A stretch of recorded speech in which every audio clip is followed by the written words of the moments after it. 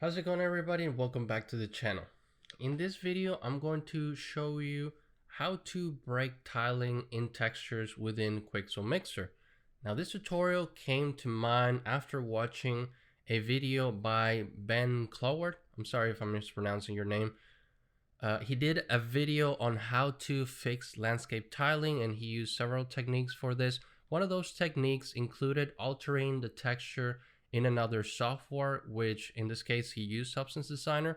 So I decided to do this for you guys in Quixel Mixer. The techniques on his videos are really good, so I recommend that you go and watch that video after this one. I'm gonna leave a link in the description down below. But before we get started, remember the best way you can support me is leave a like, leave a comment for the YouTube algorithm, subscribe if you haven't, and ring that bell for notification. That really helps me out. Also, remember to follow me on Twitter, and there's a new Discord server that you can join, link in the description. So what I have here is the final result and what we want to achieve with this tutorial. I just did certain modifications to the texture, which are going to be very easy. That being said, if you are not familiar with Quixel Mixer, there's a playlist down below in the description that you can follow where I go on all the basics of Quixel Mixers if you want to start using this program. So if you're new to my channel, what I do is I like to do things from scratch. You guys can see and understand what I'm doing. So I'm gonna do just that. I'm gonna get rid of all this and I'll see you 1 second. All right, so this is how you will open Quixel Mixer.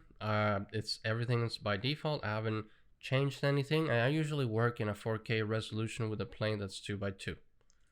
So for this tutorial, I'm actually going to grab what I think is the same material that we was using in his video, which is the moist stone surface. So if you want to get that, just go in the online tab, tap moist stone, and this one will show up. Just download that one and you'll be able to use it in your project by just clicking on it.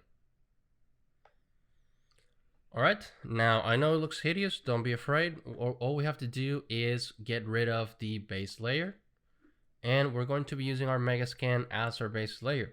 I'm actually going to switch to a top view so it's easy to work, and we're going to tile this a little bit more. Right now, your placement drop-down is usually like this, but if you open it, you're gonna see that you have all the tiling properties right here. And what we're going to do is we want to tile this 8 times. So I'm just going to go here to 8.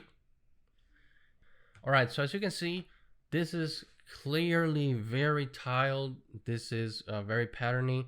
It's going to be very hard to use if we leave it this way. So the way that we can fix this is by actually duplicating the layer and doing some property changes over here. So I'm going to right click, duplicate layer. And on this one, what we're going to do is we are going to change the tiling to 4. The reason why I'm changing the tiling to 4 is so we can have a little bit of variation within the sizes of the rocks that you see here, and that's going to help us break up the texture. So I'm going to go here to 4 and Y as well. And you can already see how that is breaking up a little bit. There's still a pattern here. And to get rid of that, we're going to rotate this into 90 degrees. There you go. Already looking very good.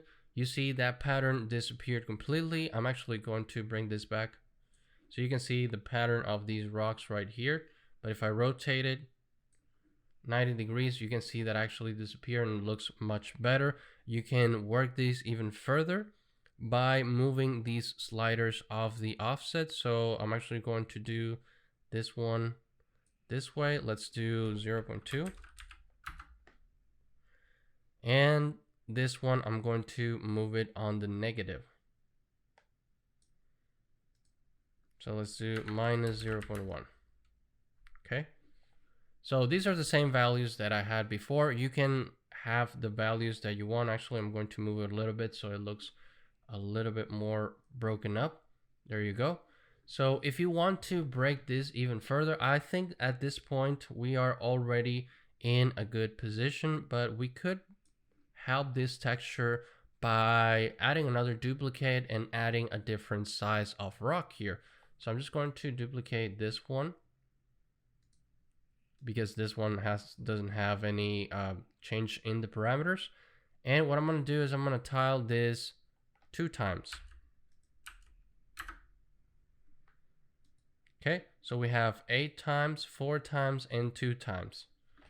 This way we get various different sizes of rocks, and if you remember, and if we go back into, there's usually one big rock here that's creating our pattern. That means that there are various sizes of rocks in our textures. There's one big one, there's some tinies over here, and there's medium. So that's what I'm trying to create here without creating a pattern. So as you can see, just by adding the other texture on top, it really helps out to break out these even further. But what we're gonna do, because if we tile this, we can actually see the pattern again. So what we're gonna do is I'm going to break these even further by adding a mask stack. So I'm gonna add my mask stack, it's right here. And over here, we're going to add a noise. It's going to be a purling noise. And I'm going to press the number 9 so I can see my mask. And on here, what I'm going to do is I'm going to dial the frequency down a little bit, maybe around 3. I'm going to dial the amplitude up because this mask is too diffuse. So I'm just going to bring it up. Let's see what's happening. So I'm going to go back to my material just by pressing number 1. So you can see what's happening in real time. So again, just subtle details that are changing on our texture. Actually, we're going to leave this onto number 2. And if you want, you can play with the seed. Right now we are at -67. You can rotate that seed however you want, and that's going to give you a different result.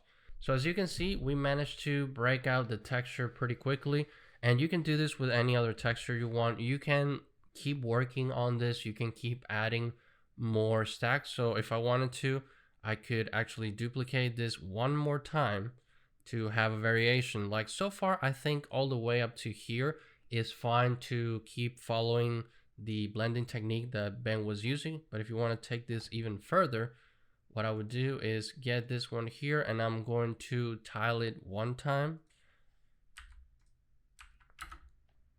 Now this is going to give us the texture pretty much as it comes straight out of Megascan with 0 tiling.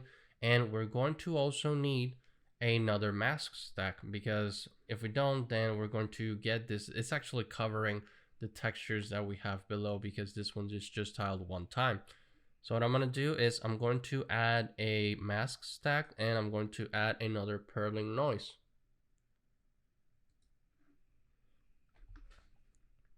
There you go. So we can play with the frequency. Let me see what my mask is doing. Make sure we play with the amplitude.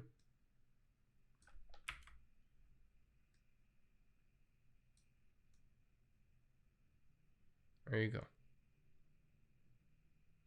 So we have an even further breakup of the stones if we add another layer. All right, so as you can see in this one, now we have all the different sizes of rock. We have very tiny rocks, we have medium rocks, and we have very big rocks. So again, this is if you want to take it further. If you want to follow Ben's technique, I would honestly leave it all the way right here, because all you want to do is break it apart. All right, everyone, that is it for this video. Just something quick to show you guys how to break up the tiling on a texture. And this is not only for that video that Ben did about how to do the landscape tiling fix, and you can also use this in several other instances.